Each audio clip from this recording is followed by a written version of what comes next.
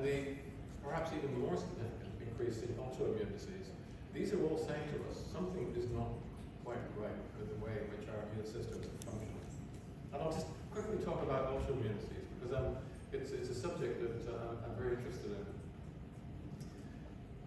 Again, going back to medical school, 1968, and for the next 10 years, we were taught that autoimmune diseases were actually uncommon. And we knew of about 20 autoimmune diseases. Now, they're one of the most common categories of disease that there are. And we know now of over 120 different kinds of autoimmune disease. Something's going wrong. This is a condition that was once uncommon. Now it's prevalent. We used to have a limited number of them. Now that's increased five times. This, again, I think is suggesting to us that something is wrong somewhere in the very complicated sequence of events that determines how your body's immune system responds to self and non-self. I won't put it any more strongly than that. This intoxication, this poisoning that's taking place in the background is not just damaging our immune systems, it appears to be damaging our central nervous systems as well. And this is a meta-analysis carried out by Domini's group at the universities, as you can see here, at Hartford, Brussels, and Ulster, Brussels. Domini is a somewhat controversial figure, extremely bright.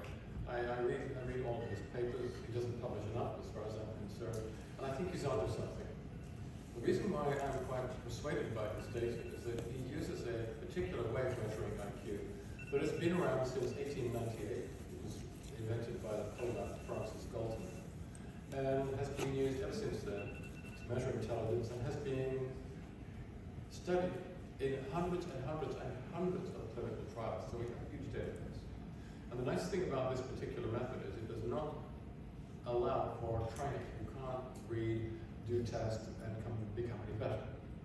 And it doesn't depend on your level of education. It cuts through all of that. It's a very simple test.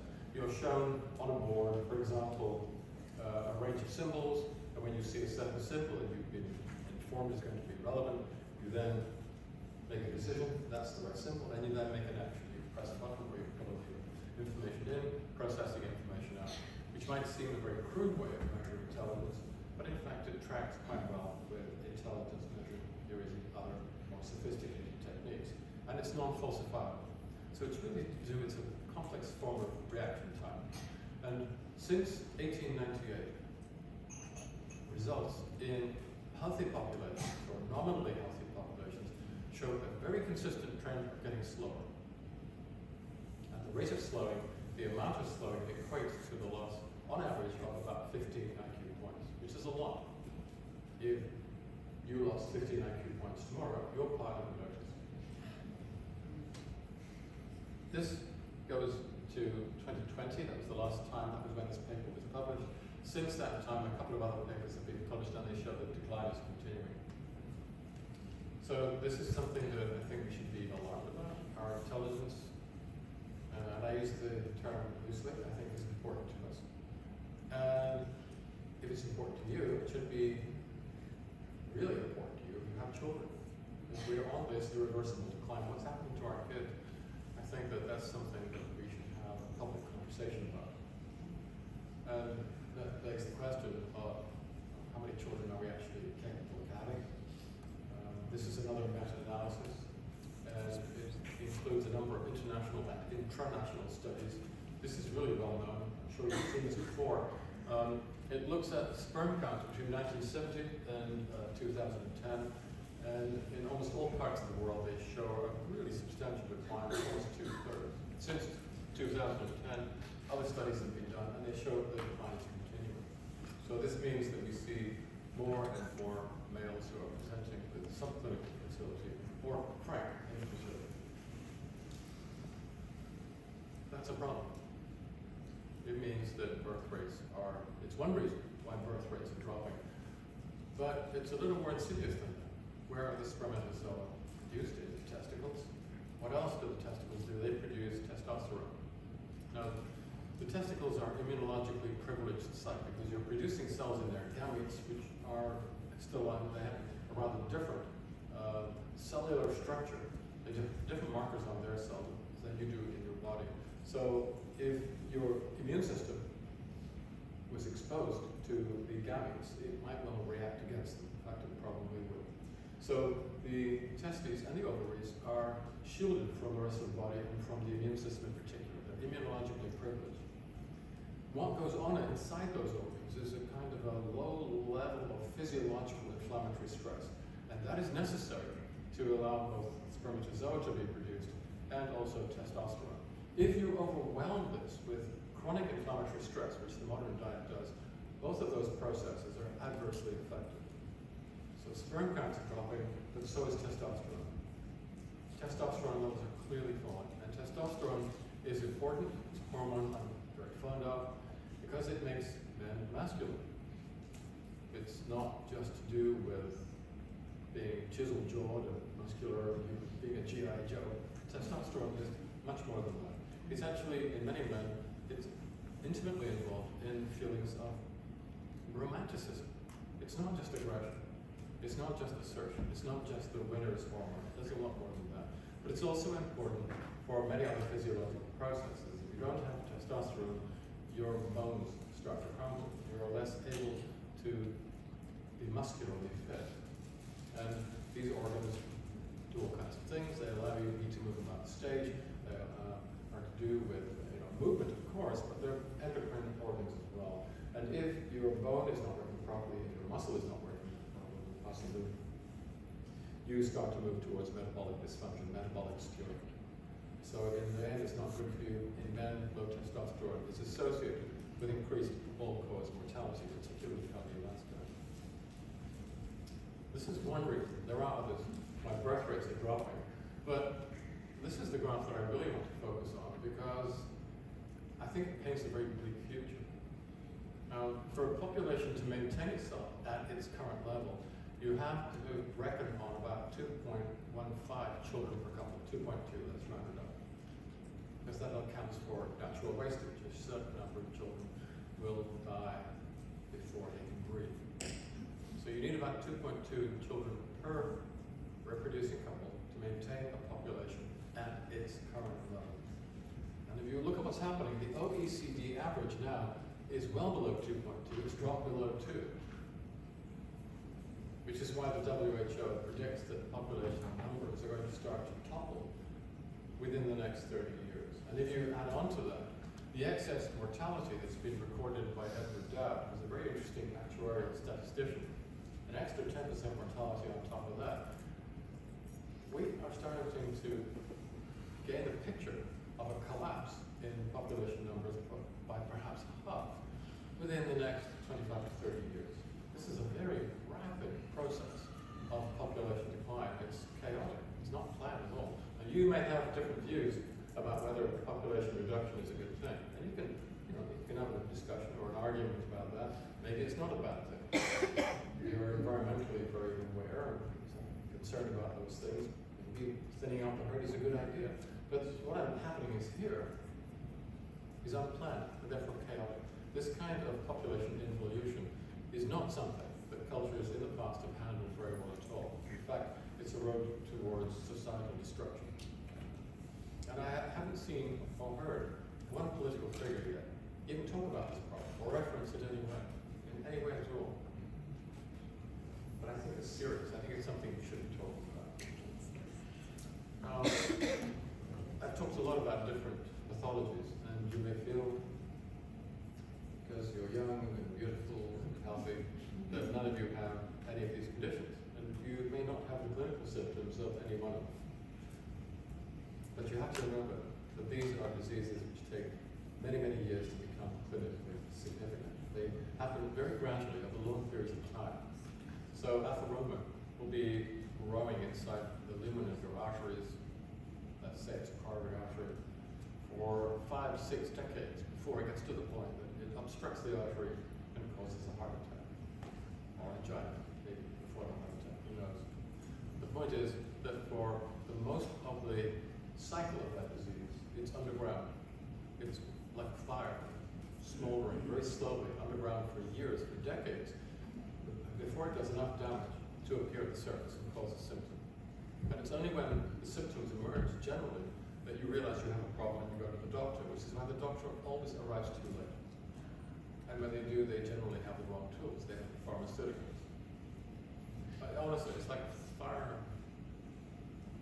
service, fire brigade, that only ever arrives at your house halfway after it's burned to the ground. And when they arrive, they have water in the tanks, they've got, I don't know, kerosene. Because we kill a lot of our patients. A lot of patients die of pharmaceutical toxicity. Pharmaceuticals are toxins, almost by definition. So when we look at, as a young audience, people who think that they're still healthy, they do not yet have symptoms, what we find is that almost inevitably, below the surface, they have the signs of that disease, the early signs of that disease, that is below the surface. Over time, it will become worse. It will eventually cause symptoms. But even if you're not to that point, we can see below the surface the disease process has begun. So, for example, 1 in 5 young adults who think they're healthy actually have quite advanced liver disease, which is pretty staggering. About a quarter of healthy adults already have not osteoporosis, but they have the condition that will surface as a fracture. They're losing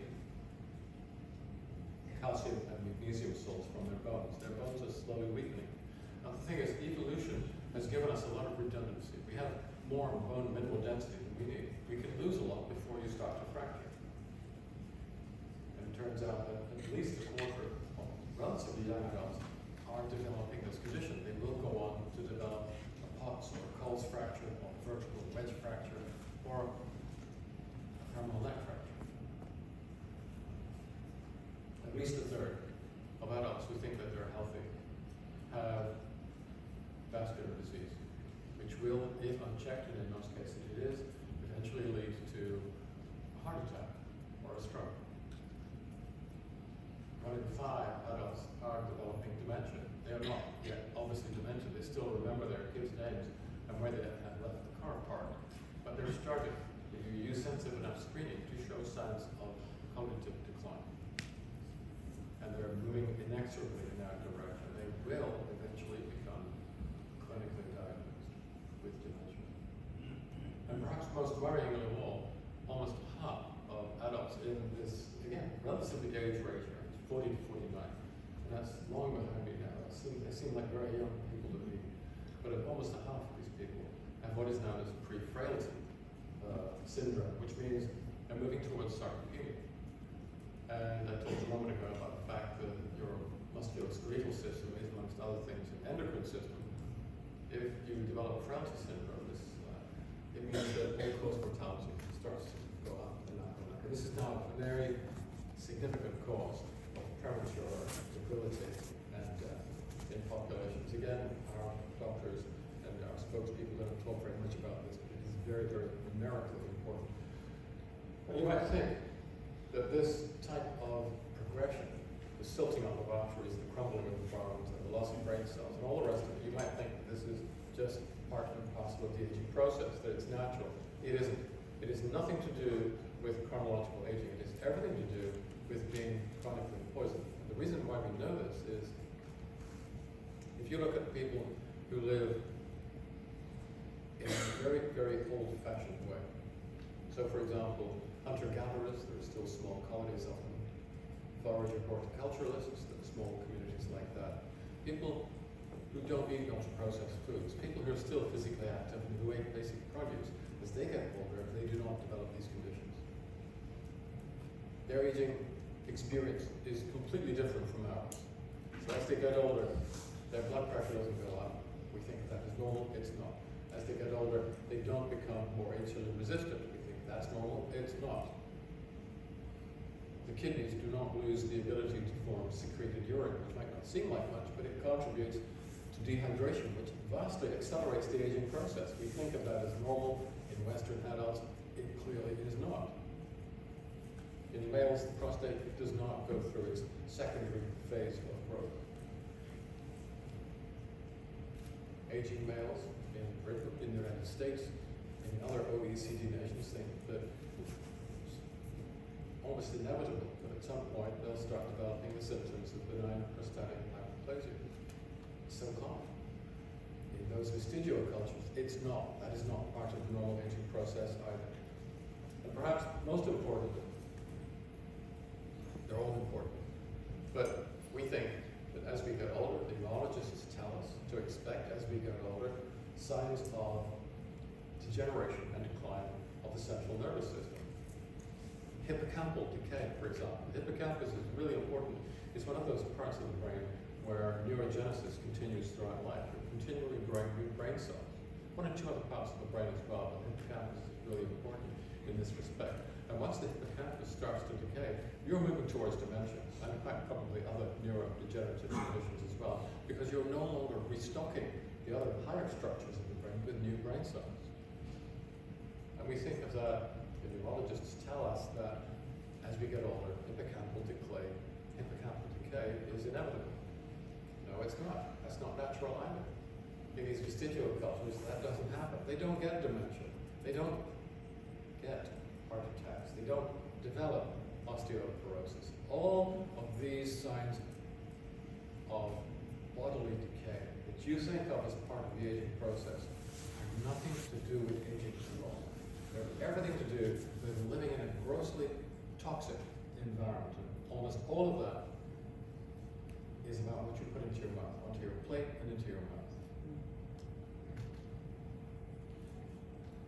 We have to stop. We absolutely have to stop. We cannot afford to continue to go down this road. And we cannot, in all good conscience, I can't continue to allow this. And if that seems insufferably self-aggrandizing, I apologize. But one of my medical heroes is a man called John Snow. And you're thinking Game of Thrones, not that John Snow. Or you're thinking about that insufferable BBC correspondent, not that one. But the real John Snow, the good one. And the good one is a 19th century epidemiologist. In fact, he's the father of epidemiology. He is living in London at a time where there was really no sewage works at all, no proper sanitation. So as a result, all the rivers and the wells in Greater London are grossly contaminated. And so if you look at the public medical records of that time, there was a constant succession of plagues of waterborne illness. So typhus, typhoid, cholera, and other terrible conditions, gastroenteritis. People died of this in huge numbers. And they died very quickly, which from a medical perspective was a good thing. We are so sick, we spend the last 20% of our lives dying very slowly and very expensively. That's another reason why our medical services are going bankrupt. But what John Snow did, all the doctors at the time were dancing around wearing plague masks, you know, the pictures they were hanging on the beach, which actually had a function. They would stuff them with flower petals, so they didn't have to smell death and decay that was all around them. And they would bleed, and they would purge their patients and kill large numbers of them. And you might think, well, sounds familiar. We killed a lot of our patients. They weren't any better back in the day. But John Snow was a little bit different. The doctors of the day believed, it was widely believed, that infection was caused by miasma, which meant bad air. And it's not surprising that they made that kind of connection, because the air stinks. You know, it's probably due to microbial contamination. But they thought it was the air. John Snow began to see things a little bit differently. Whether he knew about the Leavenworth's work, I have no idea. But he went back to his offices and he had a map of the area of central London where one of the outbreaks was occurring. And on this map, he decided, some incredible stroke of genius, to start mapping the houses where the infections were occurring. And he realized that at a certain point, they were all centered around one particular well. And somehow he made the connection. There was something dangerous in that well. I don't think he knew exactly what it was, but he knew that the water was not good. And so after a number of arguments that he had with the medical authorities of the day, we didn't think that there was anything tangible there at all. He finally was allowed, I don't know whether they allowed him or whether one night, under cover of darkness, he just went down to the well. But he took the handle off the well, and within, I think, 2 or 3 days, the epidemic stopped. I think what I've come to realize is you are all drinking from a poisoned well. Not literally. I mean, the food that you eat, it's poison. And I had been living a relatively academic life, but once I began to understand that you were all being poisoned, I felt I couldn't, and I'm not just talking about myself, many of my colleagues felt the same way. It was no longer morally justifiable to remain closeted in these academic circles. It was actually imperative to leave that behind and go out on the stuff and talk to people and say, look, we think there's a problem here, here's something you can do about it. So I would say, I'm not comparing myself to Jon Snow. That man was a giant. I'm walking a long way behind him. I'm following in his footsteps, I would say. I don't think I would be arrogant enough to claim more than that. But the point is, it's become very clear that you are being poisoned. And the reason why 10 years after retirement age, I still travel a lot and talk to people is I want to tell you, find clean water, find healthier food. It's so immoral in the current situation. It's like a slow motion holocaust. I see so many people suffering from unnecessary and premature illness and not being able to live out their biological potential. Grandparents who don't have enough time to spend with their grandchildren. Grandchildren who never get to know their grandparents because those chains are broken. And I'd like to help people to be healthier. That's why I went to medical school in the first place. I spent quite a lot of time looking through libraries for information like this. This is a slide that was hidden away in the archives of the National Institutes of Health, who had taken over what used to be the National Center for Health Sciences. And I thought this was a very interesting slide because it shows in historical terms when things started to go wrong. And it turns out that things started to appear to go wrong around 1950, the year that I was born. So the solid lines show the numbers of people dying from infections. This is data that relates to the respiratory tract, but data relating to the gastrointestinal tract, the genitourinary tract, are sort of same kind of general changes. And you can see here that deaths of different ages from infectious diseases have been declining since at least 1940. Actually, they've been declining since just before 1900. And they continue that decline. They're now not very important, numerically speaking, causes of death.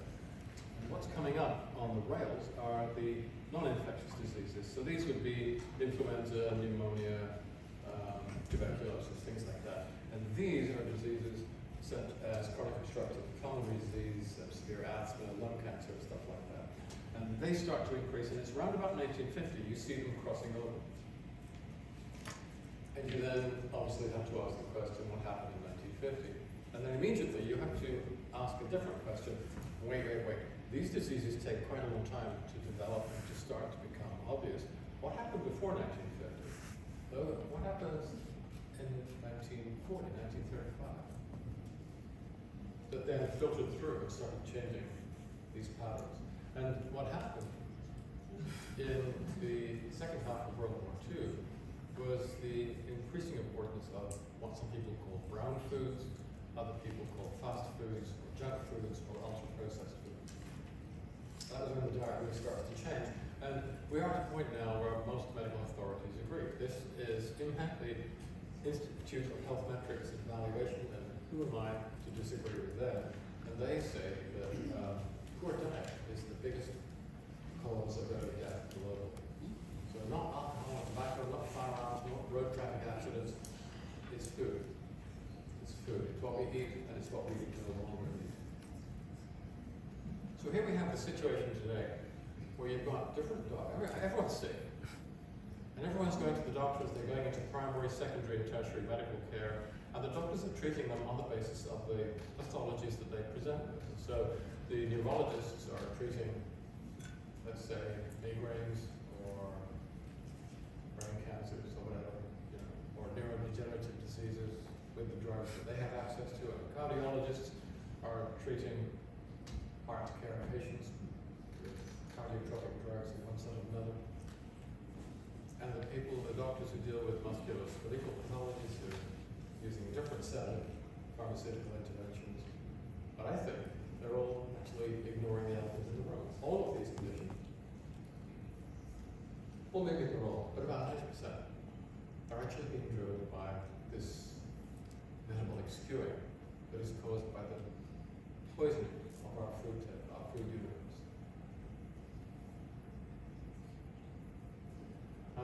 It's very difficult to say, and in fact I think it's futile to try to say, well, it's all due to chocolate almonds or Coca-Cola. That doesn't help. And the reason is we consume so many different foods, and those foods contain so many different chemical compounds. It's being estimated, don't ask me how they did this, but if you go to a typical supermarket, on the shelves, the different products will contain between 75 and maybe 90,000 different molecules. And you don't eat everything that's in the supermarket, you've got your own preferences, you make your own selections, but probably over the course of a week, you'll be consuming about 20,000 different molecules. And each one of these different molecules has slightly different effects on your epigenome and on your metabolome. So there's a lot of noise. This is one reason why the so-called food as medicine trials have not been very persuasive. They haven't generated particularly clear answers because people have very different nutritional baselines, and therefore they have very different metabolic profiles. And people, even if they do eat the same foods, they metabolize them differently, they absorb them differently, they even chew them differently. All of this has an impact. So I think that even though we know in general this is what is happening, it doesn't help. We can make general recommendations, like eat more fruits and vegetables, eat less processed meats, eat less ultra-processed foods, and all of that is good, but it doesn't get us very far.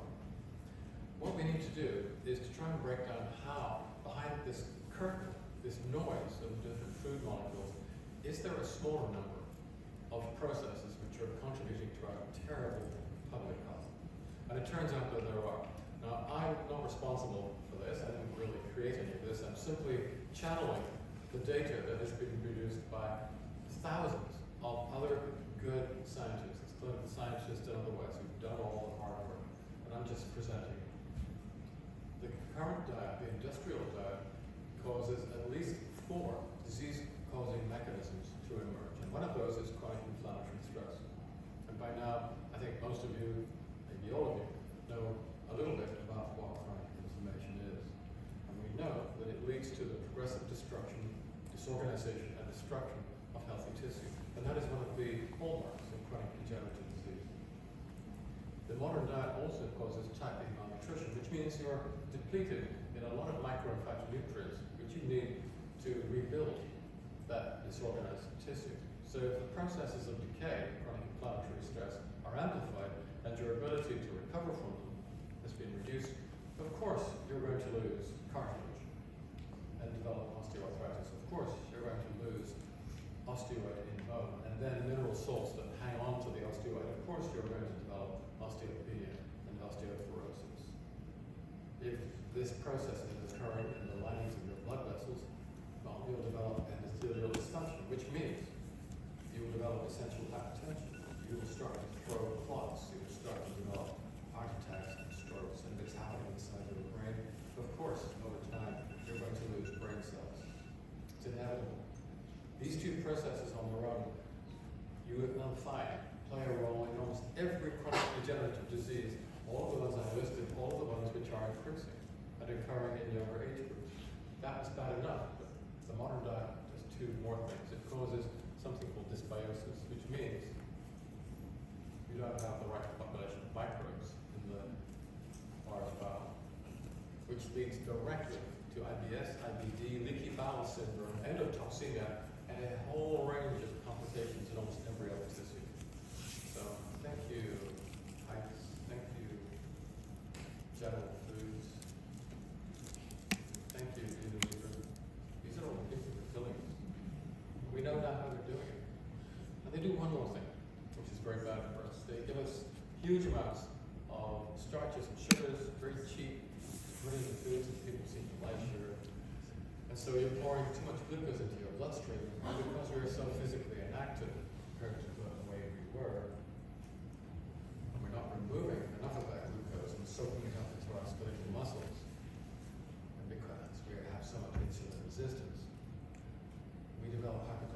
which leads inevitably to hyperinsulinemia, metabolic syndrome, type 2 diabetes, and then all of the long-term complications that ensue. In fact, once you start losing metabolic control, you accelerate almost the entirety of the aging process, and you increase the risk of retinal degeneration, peripheral neuropathies, a range of intestinal cancers, neurodegenerative diseases.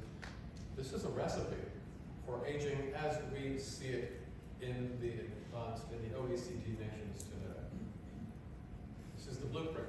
And everything is made worse by the fact that we lead such low energy lifestyles. We no longer work in the fields. We no longer do much physical work of any sort at all anymore because we are seduced by information technology and by the internal combustion engine. Sure, some of you virtuous souls drive electric vehicles, but the principle is the same. We are hardwired to accept technologies or any kinds of systems that allow us to be less physically active. And there are reasons for that. If you go back to a time of food insecurity, that made perfect sense. So we are very physically inactive. We're using too much sugars and starch. Of course, glucose is going to start becoming a problem. And glucose is not the only sugar. There are all kinds of other sugars, monosaccharides, hexoses, about 30 of them. Some of them are becoming very fashionable right now. You may have come across aloes, which is being sold as a sugar substitute, very interesting. The reason why we have blood glucose as opposed to inhaled hexose, it is the least aggressive monosaccharide. You don't want excessive glycation reactions. Some of these other rare sugars, although they are very useful in many ways, are much more aggressive in terms of the way in which they link up to other macromolecules in our body, which might be proteins, which causes a loss of structure, structural competence, and that has now been associated as another important part of the aging process. That's why we have glucose. It is the least dangerous sugar. But it's still bad for you if it's accumulating in your bloodstream. And the food industry and our lifestyles ensure that that is what occurs in many of us.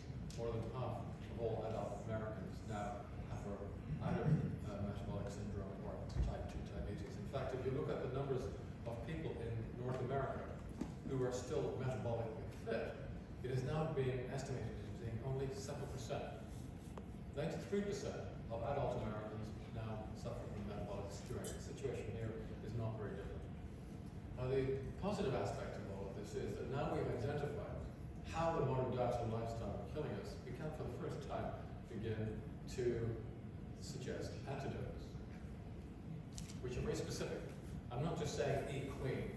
I'm not just saying eat more fruits and vegetables. We know what these drivers of disease are, and it means we can now tell you how to neutralize them. And I think there may be one or two people here who've experienced the results of this. I can tell you that in the very large numbers of people who we are now following this type of regime, the majority, within a year or so, become pharmaceutically independent. This is actually the rule. Not everybody does, but the vast majority of people become drug-free. I'm going to quickly show you what chronic inflammation is, how we neutralize it. I'll do the same for type 1 malnutrition. I'll do the same for dysbiosis. Now, this is chronic inflammation. It's a very simplified version of what really goes on. It's very, very complex. If I showed you the whole of the sequence, this screen would need to go to that edge of the room and to that edge of the room, and that would still be not complete. The complexity is stunning. I can't do it all. But I'm trying to show you some of the basics. This is the bilipid. It's a lipid bilayer which constitutes the cell membrane. It's a cartoon of the cell membrane. Now these are molecules called phospholipids, and the little tails are fatty acids. And the fatty acids can be saturated fatty acids, monounsaturated, or they could be polyunsaturated. Now you can make your own saturated fatty acids, you can make some of your own monounsaturated fatty acids, but the polyunsaturated acids, which are either omega-3s and 6s, you can't make those, you have to get them from your diet. And so the ratio of 6s and 3s in the cell membranes reflects the ratio of 6s and 3s in the foods that you eat. And you need them both. Because you need to be able, on occasion, to create an inflammatory response. Not all inflammation is bad. Acute inflammation is good. If you have been challenged by, let's say, a microbe or trauma, you need to mount an inflammatory reaction to either kill off the microbe or to start to displace and remove the site of tissue damage. In order to do that, you use the omega-6s, that's the arachidonic acid, and an enzyme called PLA2 comes along, chops it up into pieces, and creates inflammatory mediators which drive the inflammatory sequence. Once the threat has been neutralized, now you turn to the omega-3 fatty acids. I won't bother with the names, but the same enzyme chops them up and produces anti-inflammatory molecules which stop the inflammation. So this is an entirely healthy configuration. You need to be able to start an inflammatory response to a challenge and then stop it once that challenge has been neutralized. So the metaphor I always use that people find easiest is this is like the accelerator and this is like the brake on a car. And you need them both. You need them both to deal with the occasional hazards of life in the same way that you need them to deal with the hazards of London traffic. That's how it is. Here's the problem. This is the same sequence, but in even simpler version. This is an immune cell, such as a macrophage or let's say a neutrophil. It's come to the site of a challenge and it's doing its thing. And the way in which it reacts depends on the ratio of 6s to 3s in its cell membrane. And this is involved in causing swelling and redness and heat, sensitivity to pain. These are the classic signs of acute inflammation, and that's fine. The problem is that these cells are doing a little bit more than that. They're also releasing little particles that we used to call cell dust, and which have now been recategorized as exosomes. And for those of you involved in medical sciences, this is a very hot topic, which I've been interested in for almost 10 years. These cells are releasing little particles which contain all kinds of information, including little bits of genetic information, but also a group of enzymes which include MMPs, matrix metalloprotease enzymes. And these are very, very destructive, extraordinarily destructive enzymes, which is why a healthy diet will give you the right amounts of 6s to 3s fatty acids and also lots of polyphenols, because these compounds keep those enzymes under control. And this is just for the geeks here. They do it in two ways. They bind onto the divalent metacations at the active site of these matrix metalloprotease enzymes. They also exert an epigenetic effect. They downregulate the genes that express them. So these molecules, these compounds, these polyphenols are really important in allowing you to maintain inflammatory sequences at an appropriate level. And if you look at vestigial traditional diets, they gave you the right amount of 6s to 3s and lots of polyphenols. That's healthy. Where are we now? Well, we're in trouble because the food industry gives us a very high ratio of 6s to 3s, which means that the first part of this inflammatory cascade is over here.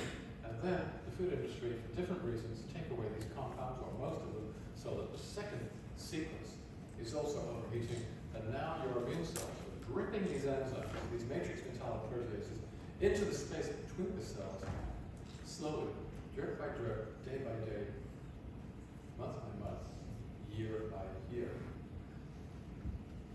That's bad news, because the matrix metalloproteases destroy the extracellular matrix.